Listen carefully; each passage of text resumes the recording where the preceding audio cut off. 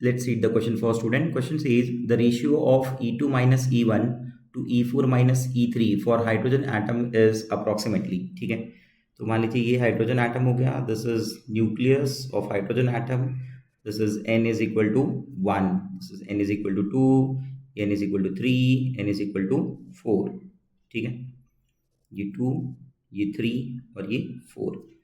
N1 पे energy जो होगी वो E1 होगी, नो डाउट वो माइनस के टर्म्स में ही होगी, तो E1 is equal to minus E1. E2 की एनर्जी, E3 की एनर्जी और E4 की एनर्जी. ठीक है, एनर्जी ऑफ nth ऑर्बिट क्या होता है, -13.6 into Z square by n square. ठीक है, यहाँ पे z सबके लिए सेम है विच इज 1, तो फॉर्मूला हो जाएगा -13.6 डिवाइड बाय एन स्क्वायर. ठीक है, n की वैल्यू 1 होगी, तो मैंने अज्यूम कर लिया कि E1 जो होगा वो माइनस E1 होगा. E2 क्या हो जाएगा, E2 होगा माइनस E1 डिवाइड बाय 4.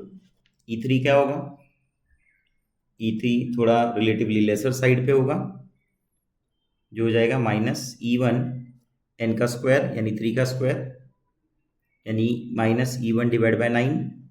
ठीक है, चलिए मैं इसको इस तरफ लिख देता हूँ. E1 को मैं ले रहा हूँ -E1. ठीक है, E2 को मैं ले रहा हूँ -E1 डिवाइड बाय 4. E3 को मैं मान रहा हूँ -E1 डिवाइड बाय 9 क्योंकि 3 का स्क्वायर है, n square.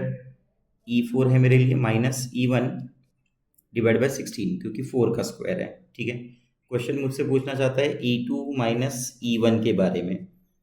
E2 minus E1, E2 is -E1 by 4 minus of E1.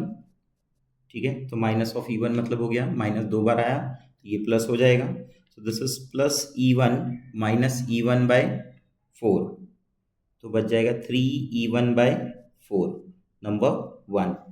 Second वो डिफरेंस मुझसे पूछ रहा है E4 और E3 के बीच में. ठीक है, E4 minus E3, E4 is minus E1 by 16 minus of minus E3, तो ये प्लस हो जाएगा E1 बाय 9.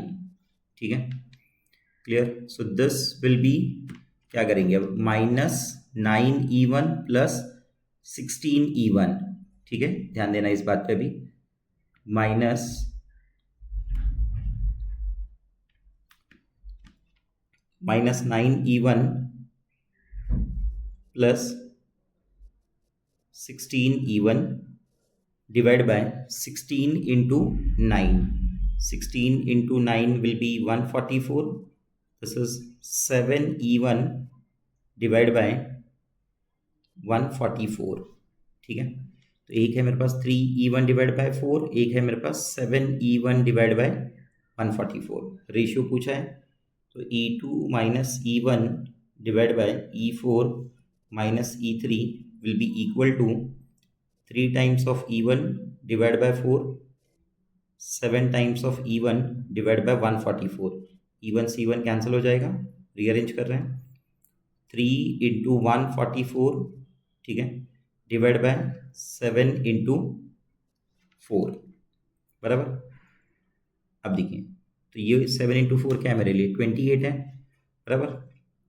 तो अगर मैं इसे कैंसिल करने जाऊँ तो ये कितना हो सकता है, 7 इंटू 4 इज 28 और ऊपर क्या है 144. 28 इंटू 5, 28 इंटू 5, 5 8 40, 5 इंटू 2 10, 140. ठीक है, तो this will be very close to 5 point something. अगर ये 5 पॉइंट समथिंग है तो 5 into 3 will be 15 point something. ठीक है, 15 पॉइंट समथिंग. आंसर चेक करते हैं, बी ऑप्शन मैच हो रहा है. So for this question the correct answer is option B.